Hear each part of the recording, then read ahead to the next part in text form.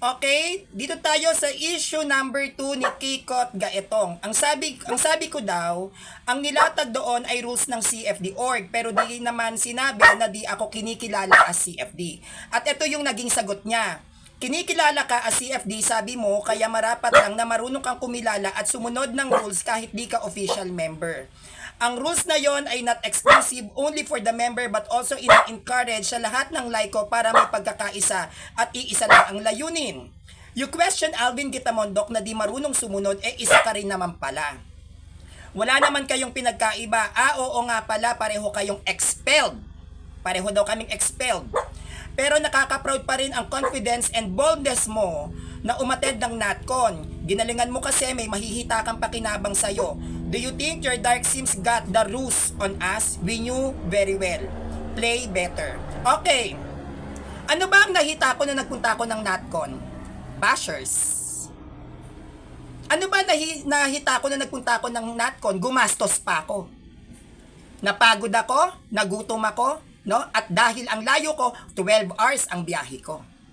Ano bang nahita ko nung nasa NatCon ako? Wala. Ang nahita ko lang nung ako ay nagpunta ng NatCon, nakilala ko yung mga bagong kaibigan ko ngayon na CFD at naramdaman ko yung pakiramdam na ano ba ang feeling makita ang mga pari ng CFD, ano ba ang feeling na makita yung mga CFD na may certificate.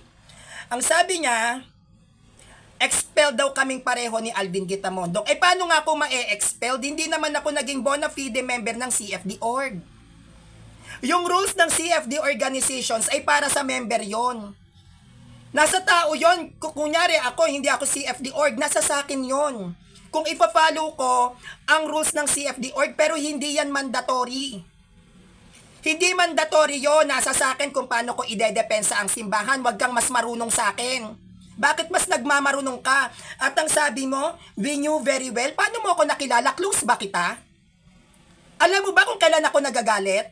Alam mo ba kung kailan ako nagdadrama? Alam mo ba kung anong tunay na kulay ng buto ko? Kilala ba kita? Kilala mo ko? Nagbanding ba tayo? Nakita mo na ako ng personal? Nakasama mo na ba ako sa iisang bubong? Para masabi mo na kilalang kilala mo ko? Hindi mo ko kilala. Ang nakikita mo lang sa akin ay yung kamalditahan ko pag naglalatag ng presentations, pero yung pagiging ako bilang isang tao, di mo ko kilala. Kaya wag kang magpe-pretend na kilalang kilala mo ko at hindi ako expelled dahil hindi ako naging bona fide member ng CFD. At hindi ako nagpunta ng NatCon para may mahita dahil wala naman akong nahita doon. Bashers nga yung nakuha ko, oh. Anong sinasabi mong parang may mahita? Saan? Saan yung parang may mahita? Sige, Kikot Gaetong, ipaliwanag mo to. Issue number 2.